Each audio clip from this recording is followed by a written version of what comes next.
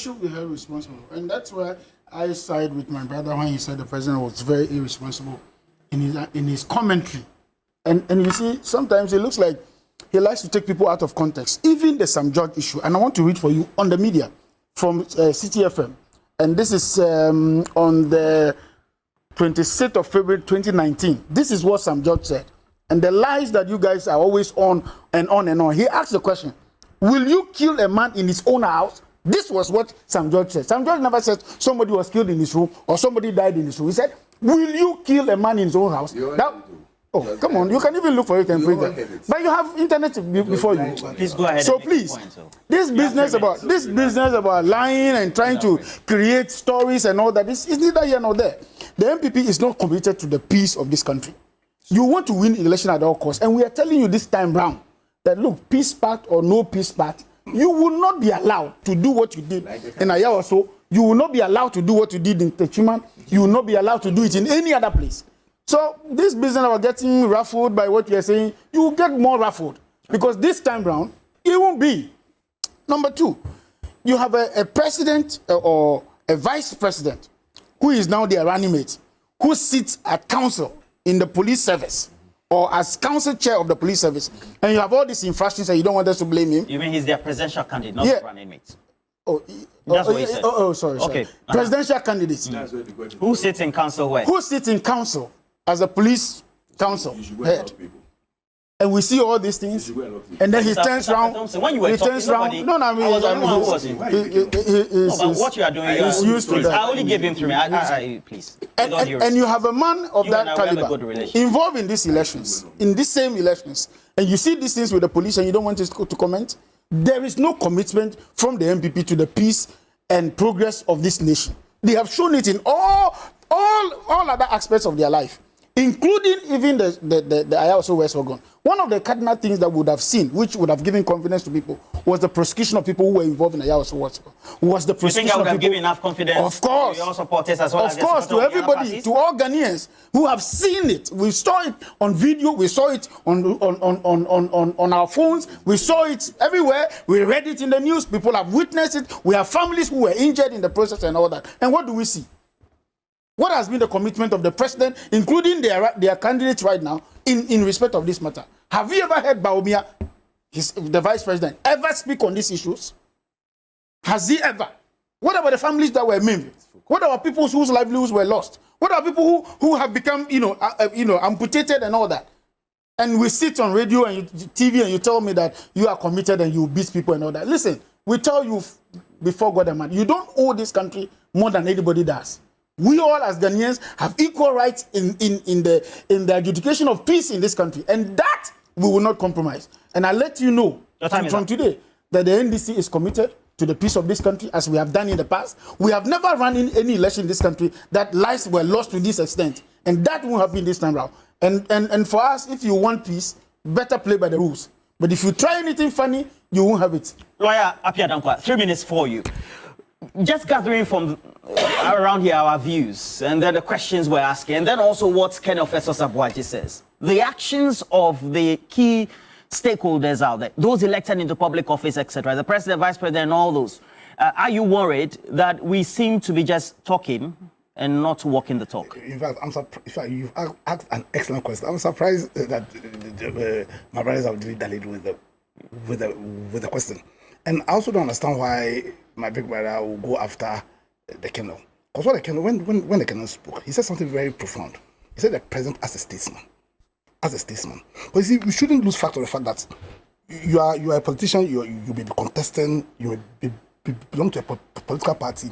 But when you are president, when you are vice president, you are president and vice president over the entire country. We don't give you that position for position's sake. When we say the vice president is the head of the police council, we didn't give him that position for granting position's sake. You understand? When we give them those positions, we tax them with a duty to build the right institutions, the right culture that will enable us to fulfill the objectives of our constitution, as stated in chapter 6 of our constitution. You understand? So that's where the police is failing, or where one of the fundamental tasks of government, which is to protect our lives, they are failing there. and we are pointing fingers at the vice president. Don't take it personal. Yeah, you understand? Because he is the head of the police council, and very critical in his duty is to strengthen the institution of the police and to put us in a situation where we can fulfill the objective of all of us. Also, we need to hold political leaders accountable. Yeah, and also your question is excellent, because you are president of Ghana, yeah, but you're also the member of the MPP. When we are conducting an election and we need peace and we need security, it's the duty of the president. You understand? And that duty begins in even how he makes his appointments. And I'll say again, I'll reiterate this proposition again. The president acted irresponsibly, crassly irresponsibly, when he appointed, when he appointed people who were perceived to have political coloring onto the EC. Because my brother here said something, as it was right when he said the issue of the peace has to do with the EC, because with the EC, and then you undermine the ability of the EC to deliver on its mandate.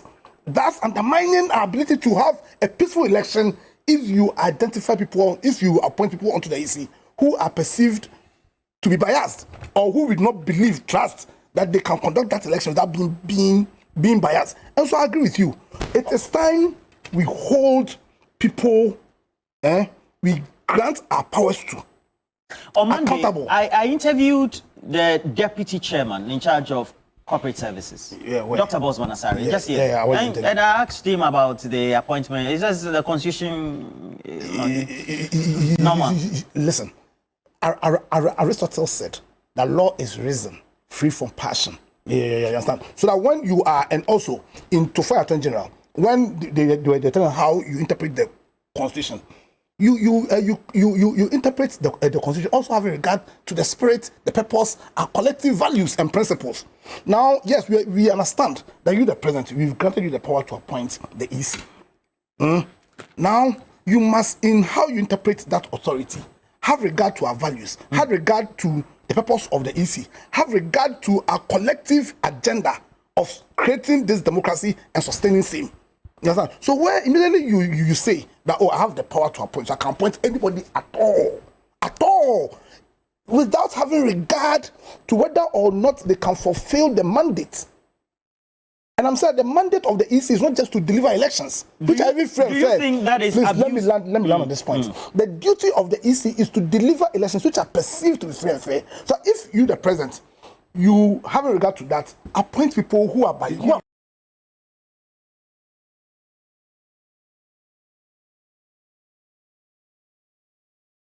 use the word perceive.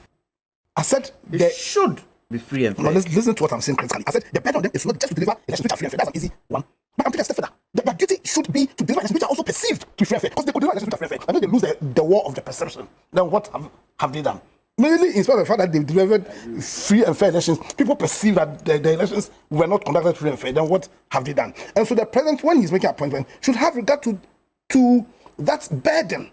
Don't appoint people who are perceived to have political career. Don't appoint my brother Thompson. I'm not saying he's not competent. He's not competent or doesn't have integrity. Don't appoint myself. Do you think that for such people as enshrined who have the powers in the Constitution, do you think that in making such a decision, perhaps the power of discretion is abused? And that's why our Constitution, because you see, when you take the American Constitution, it's just about 2-3 pages. I think the framers of our Constitution know how difficult people we are. And so even on simple issues of discretion, 298, they went ahead to tell us how we should use those discretionary powers. But beyond that, you, the president, you must have regard to our purpose, to our values, to our principles. But he just, I'm the president of Ghana, I can decide to appoint. Okay, let me appoint people who are perceived to be MPP people there. What have you done? You've undermined the ability of Ghanaians to have a peaceful election. And that's why I'm saying that it was a crass and irresponsible decision by the president. Even though my big brother here isn't happy, and I'm not assassinating the president's character. Yeah, I'm saying the obvious. Oh, listen. I sit on the cake. Half of words against politicians, both sides have used it. Both sides. True. They've called each other names. They've called each other names. So that is neither here nor there. But let me ask the question. When the president appoints and the appointees that he gives, he brings out to the people of Ghana, who are they responsible to? The people. Apart from the people. The Constitution. Are they not responsible to the person who appointed them? Are they mean not? their allegiance? Yes. Not allegiance. They are responsible to the person who appointed them. So if they do something wrong, the person who appointed them has the right to question, has the right to ask questions. The president of Ghana has the right to ask anybody he's appointed a question. And it isn't the fact that, oh, he's appointed XYZ, but it's not the president's duty. He has the right. So, Sal, did the president say anything about Sal? No. Did he say anything about Sal? No, he didn't. But it's his responsibility. He put the Electoral Commission nominees in place. When soldiers brutalized civilians, did the president say anything? Is he not chairman of the, what do you call it? No, he's commander-in-chief. Commander-in-chief. The Ghana Armed Forces. He has no responsibility there.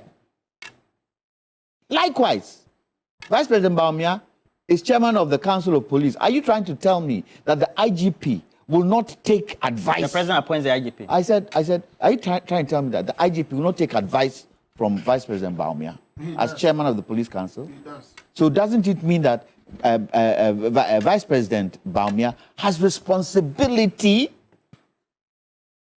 Anyway, the Vice President says, idiot, he's not Vice President too. He's mate. Yes. He's mate. So he does not have what? He does not have the power to do certain things. But it's a team, isn't it? It's a team. It's a team. As Vice President, you are part of the team. You cannot extricate yourself from the team. And I keep saying, the Vice President is the only person who does not need an appointment to see the president in this country. He can walk into the president's office without knocking. He can. That's not true. He can. That's not true. He's his running mate. He came, he lifted his hands and told us that this is our economic guru. Where's the economy today? Where's the economy today? Look, all these things that the president... You think the election in the run-up to the few days we have into the 7th should be about the economy, bread and butter? It is going to be about the economy. It's not going to be about projects you are what do you call it, you are commissioning. So you've commissioned flower pot. Flower pot. The electric buses. Is it going to feed the people? Yes, it will. Is it going to feed Yes, the it people? When the people don't have money in their pockets to be able to make ends meet, will it feed them? Yes. What? It will make distances short. Is that what you're telling me? No, you're thinking about it. Oh, please, I'm not thinking about it. You mean the forex rate, CD dollar ratio 17, which should be an important measure? I said this election is economy. Bottom net to abapa. Bottom net to abapa. Because look, even free education they talk about, and parents contributing to free education. I don't understand. And parents contributing to free education. Are they not spending money for their awards? This free education, are they not saying, and are they not doing it? Are parents not doing more where free education is concerned? All right. Don't get me wrong. I'm not saying free education is bad. But if you're doing free education, do it so that everybody benefits. A lot of the things that... it isn't a question for a selected few. It's a question, is it affordable? Do people have the wherewithal? I don't understand. Are you saying that, are you asking the question, is the free affordable? The free education that you say you've given, do parents not buy textbooks? Yes. There are no textbooks. Do parents... No, they are giving them laptops. Oh, please. Laptops. You don't know. I'm telling you. Please. So it is laptops that would help They're giving them tablets. it is laptops that will help the children They don't be need able textbooks. to pass. What do you mean they don't need textbooks? Where is it? All the syllabus, everything is in the laptop. Wait. Let me educate you. No, Mr. Alfred Thompson. You see, You see, I become jittery when You people don't don't be- read the... Oh, no, please. no, Mr. That- Alfred Thompson, please allow your co-panelists to make their then point. he should make This his point. strategy I haven't of stopped him. interjecting when I they are haven't stopped making him. salient points in their opinion, it's not fair. I It's haven't not stopped fair him. to Look, all of us here and then Roland, the I haven't audience. stopped him. Please go ahead. You have 2 minutes to wrap up. I hope parents will send you messages. Yesterday, Johnny Hughes had a parent sending something from the platform of Ibrig Hills, where they were made to pay fees, which were supposed to be contributions from PA, that's the Parents Association. And these have been approved by the association. So let's go on. You see, one of the major challenges of the MPP is that they have been able to get so much money, but haven't been able to utilize that money to the benefit of Ghanaians. Okay. I believe the MPP could have done more with the amount of money that have come into their reign. Unfortunately, they haven't been able to do that because the card of personal interest has taken over a lot of the things they've done. You're saying that the 122 billion movement of the debt from 2017 to now reaching 800 billion should reflect? Why shouldn't it reflect? Didn't they take people's savings? DDEP. Haircuts, Yes, haircuts. Even though the president the finance minister said no haircuts. Did the people not suffer? They said, we are not going to IMF. Never, ever. What happened? Did they not go back on their word? Look, Ghanaians, this particular election is on the economy, nothing else but the economy. Judge Vice President Baumia, judge the MPP on the economy as to where we are today.